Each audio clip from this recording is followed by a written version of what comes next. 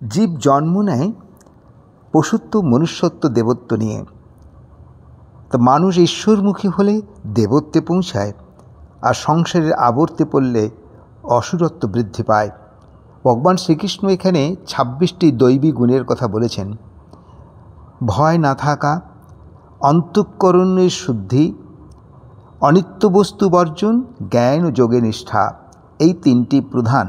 তাই বলেছেন অভয়ং সত্যং সংশুদ্ধি জ্ঞান যোগে ব্যবস্থিতি দানং দামাশ্চ যজ্ঞাশ্চ স্বাধ্যায় তপ আর্জবম।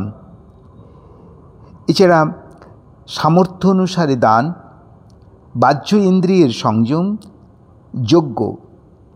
এখানে যজ্ঞ বলতে অপরের হিতার্থে নিঃস্বার্থভাবে কর্ম করাকেই যজ্ঞ বলছেন।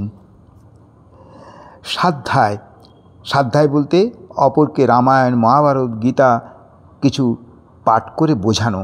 তপস্যা, অর্থাৎ যে কাজ ইচ্ছে পরহিতার্থে কাজ করার সময় যদি কোনো বাধা আসে, সেটাকে বাধা অগ্রাহ্য করে মানুষের হিতার্থে কর্ম করা।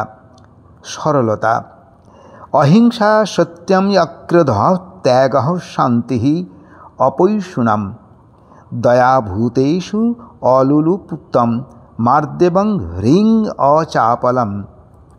অহিংসা, সত্য কথা বলা, ক্রোধহীনতা, কামনা ত্যাগ করা, নিজেকে শান্ত রাখা, পরদোষ প্রকাশ না করা, জীবে দয়া, সাংসারিক পদার্থে লোভহীন হওয়া, ক্রূরতা না থাকা, আর কুকর্মে বা কুচিন্তায় লজ্জা পাওয়া, চঞ্চল না হওয়া। তেজ ক্ষমা ধৃতি শৌচম অদ্রোহ না অভিমানিতা ভবন্তি সম্তরং দৈব্যম অভিজাতস্য ভারত। তেজস্বিতা, ক্ষমা, ধৈর্য, শরীরে বাইরে অভ্যন্তরে শৌচ, কাহারও প্রতি শত্রুভাব না রাখা, নিজের প্রতি পূজ্যভাব না রাখাই এই 26টি গুণের কথা তিনি বলেছেন।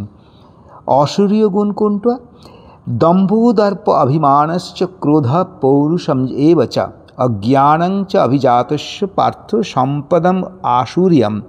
হে পার্থ, দম্ভ, দর্প, অহংকার, অবিবেচকতা, ক্রোধ, বাক্যে কর্কশ ভাব, অজ্ঞানতা, এগুলি অসুরী সম্পদ প্রাপ্ত ব্যক্তির লক্ষণ। শেষে বলছেন ত্রিবিধং নরকস্য দ্বারং ন নাশনম আত্মনঃ কামঃ ক্রোধঃ তথা লোভ তস্মাৎ এতদ ত্রয়ং ত্যজেৎ। কাম, ক্রোধ আর লোভ, এটা নরকের দ্বার। এই তিনটি জীবাত্মাকে নাশ করে। সুতরাং এই তিনটিকে ত্যাগ করা উচিত, তবেই সে দেবত্বে পৌঁছায়। আর এগুলি থাকলে এই কাম, ক্রোধ এবং লোভ, তাতে অসুরী সম্পদ বৃদ্ধি পায়। ভোগের ইচ্ছায় কামনা বৃদ্ধি পায়, আর সম্পদ মানে বস্তু বা টাকা পয়সা সংগ্রহের ইচ্ছায় লোভ বৃদ্ধি পায়। কেউ যদি এতে বাধা দেয় তখন ক্রোধ জন্মে। তাই এগুলি অসুরী সম্পদের লক্ষণ।